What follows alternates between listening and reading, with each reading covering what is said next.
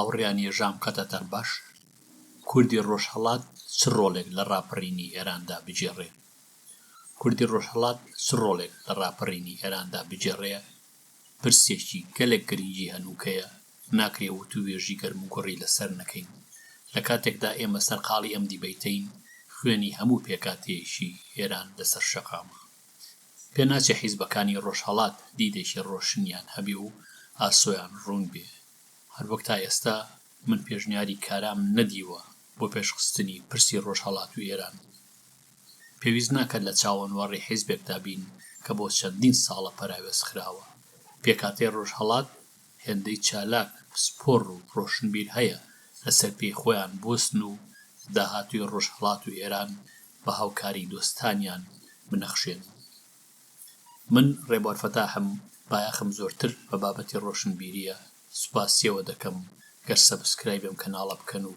بە هاوڕێکانتانی بناسێن پێناچێ مردومی ئێران بە هەموو پێکاتەیەشیەوە دەستبەرداری ڕاپەڕین ببێ بە پێچەوانەوە هەتا دێ پرۆتێست بەربڵاوتر و قوڵتر دەبێتەوە پرۆتێستی ژن ژیان ئازادی تا دێ خوێناوی تر دەبێ دەسەڵاتیش هەر وەک خەڵک ئامادەی سازش نییە خۆگەر لەسەر داپڵۆسین بەردەوام بێ ئەمیش وەک ڕژێمی شا دەدۆڕێ هەر ئێستا ڕژێم دۆڕاوە چونکە جارێکی دیکە ئێران ناگەڕێتەوە بۆ پێشمەرگی خانمی جوانە مەرگ ژینە ئەو پرسانەی زۆر گرنگن و بەلانی کەمەوە ڕۆشنبیر چالاک پسپۆڕ و پێشڕەوی کۆمەڵگەی ڕۆژهەڵات پێویستە زۆر بە گەرمی سەرقاڵیان بن ئەمانن کورد ئەمڕۆ چ ڕۆڵێک بجێڕێ بۆ ئەوەی دڵنیا بێ مافی لە داهاتووی ئێراندا بە دەستور و قانون پارێزراوە دڵنیا بێ لەوەی داهاتووی کوردستان نادرێ بە کۆمەڵێک گەندەڵ و بێبەها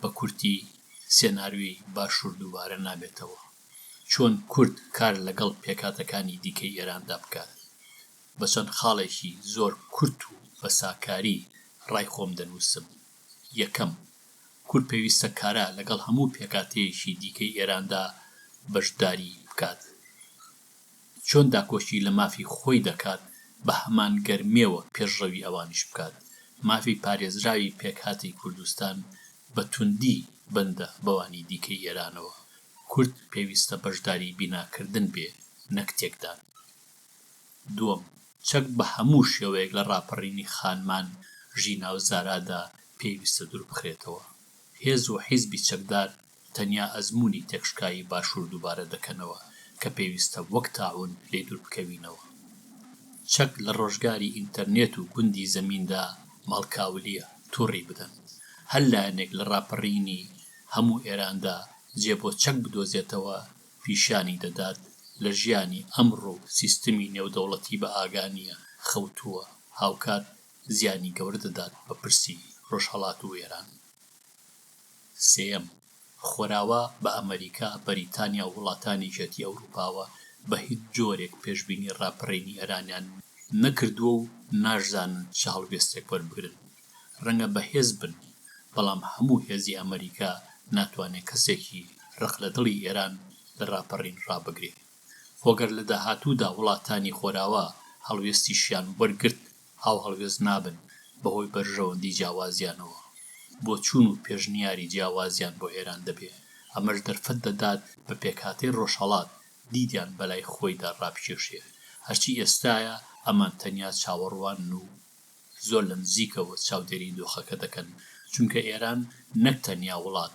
بەڵکو هێزێکی گەلێک کاریگەرە و فەرامۆژ ناکرێت خۆگەر تای تەرازووی ڕاپەڕین بە دێوی مردمدا پشکێتەوە دەم و دەست خۆراوا بیر لە چارەسەرێک دەکاتەوە کە تێیدا بەرژەوەندی خۆیان و هاوپەیمانیان لە ناوچەکەدا بۆ ئیسرائیل و سعودی عەرەبی پارێزراو بێ داهاتووی ئێران نابێ بە تەنیا بۆ ئەمان جێبێهڕێ زۆر گرنگە هەر لە ئێستاوە ڕۆژهەڵات پرۆگرامی خۆی پێشنیار بکات چوارەم لەگەڵ سەرهەڵدانی کەلێنی سیاسی و ئیداریدا ڕەنگە حیزبەکانی باشوور و پێکەکەی هەوڵ بدەن لە ئێراندا کاریگەر بن ئەمە کارە سادێکی گەورە دەبێ و ڕۆژهەڵات بەرەو شکست دەبات هەروەک پاساو دەدات بە وڵاتانی دیکە بە تایبەت تورکیا دەست پێشێت پێکاتەی کوردستانی ڕۆژهەڵات پێویستە پرسی خۆی بگرێتە دەست نە پێویستیان بە ئەزموونی باشوورە نە قیادەی مۆقەت و نە ڕۆژاوا سەرباری هەموو تایبەتمەندیەشی دیکە ڕۆژهەڵات سەدان ساڵە بە ئەزموونێکی دیکەدا تێپەڕ دەبێ و تا ڕادەیەکی زۆر لە کوردی ژێر دەسەڵاتی ئیمپراتۆریەتی عوسمانی واتە باشوور باکوور و ڕۆژاوا دابڕاوە. پێنجەم، بۆ پێشخستنی پرسی ڕۆژهەڵات پێویستی بە ئایدۆلۆژی نییە، بگرێت دەبێ بە دیدێکی نوێوە لە پرسی خۆی و ئێران بنوارڕێ و لەگەڵ ئەو زەمینەیەدا کار بکات سەری هەڵداوە. پێویستی نە بە ئایدۆلۆژی چەپ و ڕاستە و نە بە ڕێبازی شکست خواردوو، هەروەک ڕاپەڕین درد بە ئیسلامی سیاسیە و شکستی بەم ئایدۆلۆژی شێناوە. ڕۆژهەڵات و ئێران پێویستیان بە کەڵک وەرگرتنە لە مێژووی خۆیان ئەزموونی سەرکەوتووی گەلانی دیکە، نەک ئایدۆلۆژیەک بە باڵای ئێراندا ببڕن کە حاڵی حازر شکستی خواردووە. شەشەم، کورد پێویستە لە سێ ئاستا کار بکات: ڕۆژهەڵات، ئێرانی سەرتاسەر و دەری ئێران. ئەوروپا، بەریتانیا و ئەمریکا کاریگەر دەبن لە داهاتووی ئێراندا، لەگەڵ ئەوەشدا کە دەزانم زیانە خڕۆن، بەڵام واقع زۆرجار لەگەڵ هەزدا ناتەبایە. لە ئاستی ئێراندا کورد پێویستە لە دەری ڕۆژهەڵات لە هەرجەیەک کۆمەڵگەی هەیە وەک تاران لەگەڵ پێکاتەی دیکەدا کارابێ لە بەرەو پێشچوونی پرسی ئێراندا. لە ئاستی ڕۆژهەڵاتدا کورد پێویستە لەگەڵ هەموو پێکاتێکی دیکەدا پێکەوە پرسی هەموو بەرەو پێش ببات. سێناریۆی کورد-کوردێنەی باشوور بەزیان دەگەڕێتەوە. کورد تەنیا نییە لە ئێراندا و بەشێکی دانەبراوە لە هەموو پێکاتەیەکی دیکە. گومانم نییە هەمومان بە خودی خۆشمەوە خەونمان دەوڵەتی کوردستانە، نەک بوو گەڵتەجارڕێی باشوور، بەڵکو بە دیدێکی هاوسەرخی واقعیەوە. هەرچ کاتێک ڕۆژهەڵات توانی بە قانون وەک پێکاتەیەکی جیاواز مافی خۆی لە داهاتووی ئێراندا بپارێزێ بێ بەیەکەیەکی سیاسی و کۆمەڵایەتی، ئەو دەم ئەمە خۆی سەرەتایەک دەبێ بۆ دەوڵەتی کوردستان. دەوڵەت بنەمای قانونی و واقعی هەیە، پێویستە دابڕێژێن بەر لەوەی لە خەیاڵدا بە بڕیار شکستی پێبهێنرێ. ئەوە خەونی شاعیرانەیە کە شکستی بە قەوارەی سیاسی هەرێمی کوردستانی عێراقێنە. ڕۆژهەڵات نابێ هەرگیز ئەوە دووبارە بکاتەوە. لە ئاستی ئەوروپادا ڕۆژهەڵات دەکرێت پشت بە ڕەوەندی کورد و دۆستانیان ببەستن. کوردێکی زۆری ڕۆژهەڵاتی بەتوانا لە وڵاتانی ڕۆژاوادا دەژین، لە هەموو بوارێکی ژیاندا پسپۆڕن.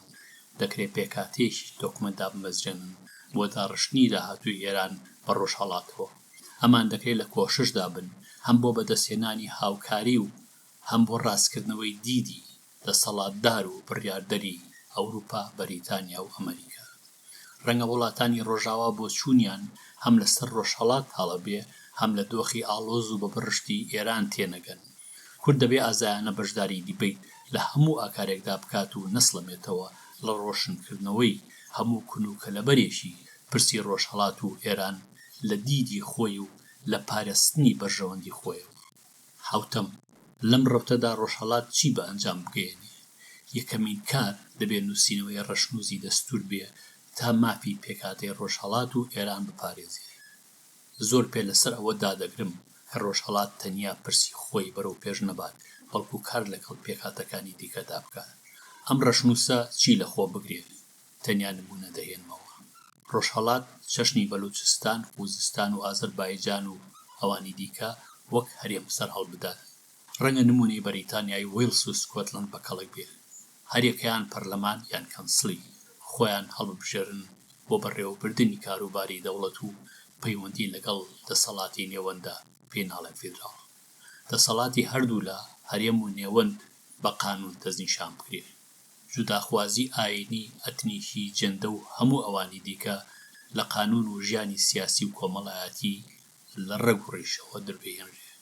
دەسەڵاتەکانی دەوڵەت جودا بکرێنەوە، قانوندانان یان پەرلەمان، دادوەری و جێبەجێکردن یان حکوومەت.